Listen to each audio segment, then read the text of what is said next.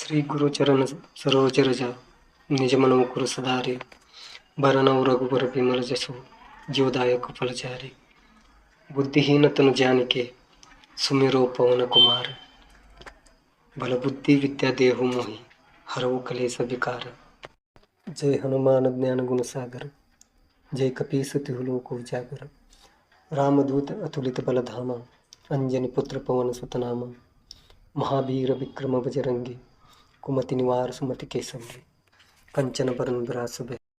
ಈಗ ನಾ ಹೇಳಿದ್ದು ಹನುಮಾನ್ ಚಾಲಿಸಾದ ಕೆಲವು ಪ್ರಾರಂಭದ ನುಡಿಗಳು. ತಮಗೆಲ್ಲರಿಗೂ ಗೊತ್ತು ಹನುಮಾನ್ ಚಾಲಿಸ ಏನು, ಅದರ ಮಹತ್ವ ಏನು. ಇದೊಂದು ಪವರ್ಫುಲ್ ಮಂತ್ರ, ಪವಿತ್ರವಾದ ಮಂತ್ರ. ಮನಸ್ಸಿನಿಂದ ಇದನ್ನು ಹೇಳಿದ್ರೆ ಇದರಲ್ಲಿ ತುಂಬ ದೈವಿ ಶಕ್ತಿನೂ ಇದೆ. ಬೇಕಾದಂಥ ದೊಡ್ಡ ಸಂಕಟ ಇದ್ರೂ ಅದು ನಮ್ಮ ಕಡೆ ಬರಲ್ಲ, ನಮ್ಮ ಸುತ್ತಲೂ ಆ ಸಂಕಟ ಹಾಯಲ್ಲ. ಯಾವಾಗ ನಾವು ಈ ಹನುಮಾನ್ ಚಾಲಿಸನ್ನ ಹೃದಯಪೂರ್ವಕವಾಗಿ ಹೇಳ್ತೀವಿ ಆವಾಗ. ಬಟ್ ತಮಗೆಲ್ಲರಿಗೂ ಒಂದು ವಿಶೇಷವಾದ ಮಾಹಿತಿ ಗೊತ್ತಿರಬೇಕು. ಅದೇನಂದ್ರೆ, ನಮ್ಮ ಹನುಮಾನ್ ಚಾಲಿಸದಲ್ಲಿ ಬರೀ ಒಂದು ಧಾರ್ಮಿಕ ಶ್ರದ್ಧೆ ಅಥವಾ ದೈವಿ ಶಕ್ತಿ ಇದೆ ಅದಷ್ಟಲ್ಲ, ಇದರಲ್ಲಿ ಗಣಿತ ವಿಷಯ ಕೂಡ ಅಡಗಿದೆ. ಕೆಲವರು ಪ್ರಶ್ನೆ ಬಂದಿರ್ಬೋದು, ಏನಪ್ಪ ಪ್ರಮೋದ್ ಸರ್ ಅಥವಾ ಪ್ರಮೋದ್ ಏನೇನೋ ಮಾತಾಡ್ಲತ್ತನು, ಹನುಮಾನ್ ಚಾಲಿಸದಲ್ಲಿ ಯಾವ ರೀತಿ ಗಣಿತಕ್ಕೆ ಸಂಬಂಧಪಟ್ಟಂಗೆ ಜ್ಞಾನ ಹೆಂಗದ. ಬಟ್ ಅನ್ನೋದನ್ನು ನಾನೀಗ ಪ್ರೂಫ್ ಮಾಡ್ಲಿಕ್ಕೆ ಹೊಂಟಿದ್ದೀನಿ. ತಮಗೆಲ್ಲರಿಗೆ ತಿಳ್ಸೋಕ್ಕೆ ಪ್ರಯತ್ನ ಮಾಡ್ತೀನಿ. ಏನಾದರೂ ತಪ್ಪಿದ್ರೆ ಕ್ಷಮಿಸಿ. ಹನುಮಾನ್ ಚಾಲಿಸ ತಾವೆಲ್ಲರೂ ಓದಿದ್ರಿ. ಅದರಲ್ಲಿ ಒಂದು ಲೈನ್ ಅದ, ಅದು ಯಾವುದಂದ್ರೆ, ಜುಗ ಸಹಸ್ರ ಜೋಜನ ಪರಭಾನು ಲಿಲ್ಲೋ ತಾಹಿ ಮಧುರ ಫಲಜಾನು.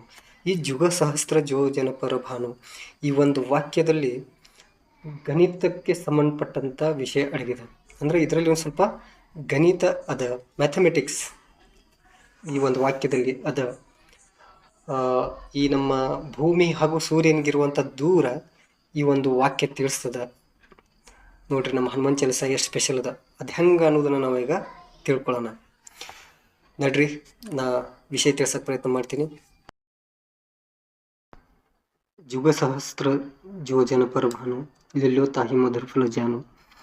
ಈ ಹನುಮಾನ್ ಚಾಲಿಸ ಬರೆದವರು ಇಲ್ಲಿ ಆಂಜನೇಯನ ಬಗ್ಗೆ ತಿಳಿಸ್ತಾರೆ. ಆಂಜನೇಯ ಈ ಮಧುರ ಫಲ ಅಂದರೆ ಒಂದು ಸುಂದರವಾದಂಥ ಒಂದು ಅಥವಾ ಮಧುರವಾದಂಥ ಒಂದು ಹಣ್ಣು, ಇದು ಯಾವುದು? ಸೂರ್ಯ. ಆ ಸೂರ್ಯನಿಗೆ ಆತ ಹೋಗಿ ಮುಟ್ಟಬೇಕಾದ್ರೆ ಜುಗ ಸಹಸ್ರ ಜೋಜನ ಪರಭಾನು ಇಷ್ಟ ದೂರವನ್ನು ದಾಟಬೇಕು. ಅಂದರೆ ಭೂಮಿಯಿಂದ ಸೂರ್ಯನಿಗಿರುವಂಥ ದೂರ ಈ ಜುಗ ಸಹಸ್ರ ಜೋಜನ ಪರಭಾನು ವಾಕ್ಯದಲ್ಲಿ ಅದ. ಆ ದೂರ ಎಷ್ಟು, ಜುಗ ಅಂದರೆ ಎಷ್ಟು, ಸಹಸ್ರ ಅಂದರೆ ಎಷ್ಟು, ಜೋಜನ ಪರಭಾನು ಇದರ ಅರ್ಥ ಎಷ್ಟು ಏನು ಅನ್ನೋದನ್ನು ನಾವು ತಿಳಿದುಕೊಳ್ಳೋಣ. ಇಲ್ಲಿ ಭಾನು ಅಂದರೆ ಸೂರ್ಯ ಬರ್ತದೆ. ಸೊ ನಾವಿಲ್ಲಿ ಲೆಕ್ಕ ಹಾಕೋಣ ಬನ್ನಿ. ಇಲ್ಲಿ ಜುಗ ಅಂದರೆ ಒಂದು ಯುಗ. ಒಂದು ಯುಗ ಅಂದರೆ 12,000 ವರ್ಷಗಳು. ನೋಡ್ರಿ, ಜುಗ ಮತ್ತೊಮ್ಮೆ ಹೇಳ್ತೀನಿ, ಜುಗ ಅಂದರೆ ಒಂದು ಯುಗ. ಯುಗ ಅಂದರೆ 12,000 ವರ್ಷಗಳು ಬೇಕು. ಸಹಸ್ರ ಅಂದ್ರೆ 1000, 1,000. ಸಹಸ್ರ ಅಂದ್ರೆ 1,000. ಆಮೇಲೆ ಜೋಜನ ಅಂದ್ರೆ ಒಂದು ಯೋಜನ. ಜೋಜನ ಅಂದ್ರೆ 8 ಮೈಲಿಗಳು. 8 ಮೈಲಿಗಳಿಗೆ ಜೋಜನ ಅಂತಾರೆ. ಹಂಗಾದ್ರೆ 1 ಮೈಲಿ ಅಂದ್ರೆ 1.6 ಕಿಲೋಮೀಟರ್. 1 ಮೈಲಿ ಅಂದ್ರೆ 1.6 ಕಿಲೋಮೀಟರ್ ಅಂತ ಲೆಕ್ಕ ಆಗ್ತದೆ. ಸೊ ಇಲ್ಲಿ ಮುಂದೆ ನೀವು ನೋಡಿ, ಜುಗ ಗುಣಿಸು ಸಹಸ್ರ ಗುಣಿಸು ಜೋಜನ. ಜುಗ ಅಂದ್ರೆ 12,000, ಸಹಸ್ರ ಅಂದ್ರೆ 1,000, ಜೋಜನ ಅಂದ್ರೆ 8 ಗುಣಿಸು 1.6. ಇದನ್ನೆಲ್ಲ ಗುಣಾಕಾರ ಮಾಡಿ ಲೆಕ್ಕ ಮಾಡ್ರೆ 15,36,00,000 ಕಿಲೋಮೀಟರ್ ಆಗ್ತದೆ. ಅಂದ್ರೆ ನಮ್ಮ ಭೂಮಿ ಹಾಗೂ ಸೂರ್ಯನಿಗೆ ಇರುವಂಥ ದೂರ 15,36,00,000 ಕಿಲೋಮೀಟರ್ ಆಗ್ತದೆ. ನೋಡ್ರಿ, ನಮ್ಮ ಹನುಮಾನ್ ಚಾಲಿಸ ಎಷ್ಟು ಸ್ಪೆಷಲ್ ಆಗಿದೆ. ಇದರಲ್ಲಿ ಕೂಡ ಗಣಿತ ವಿಷಯ ಅಡಗಿದೆ. ಇದರಲ್ಲಿ ಕೂಡ ನಮಗೆ ಭೂಮಿ ಹಾಗೂ ಸೂರ್ಯನ ಬಗ್ಗೆ ಮಾಹಿತಿಯನ್ನು ತಿಳಿಸಿದ್ದಾರೆ. ಸೊ ಈಗ ತಮಗೆಲ್ಲರಿಗೂ ನಮ್ಮ ಹನುಮಾನ್ ಚಾಲಿಸದ ಮಹತ್ವ ಗೊತ್ತಾಗಿರ್ಬೋದಲ್ಲ. ನಾನು ನನ್ನ ಸ್ವಂತ ಅನುಭವದ ಮೇಲೆ ಹೇಳ್ತೀನಿ. Hanuman Chalisa really powerful. ನನ್ನ ಲೈಫ್ದಲ್ಲಿ ತುಂಬ ಸಂಕಟಗಳನ್ನು ಎದುರಿಸಿದ್ದೀನಿ.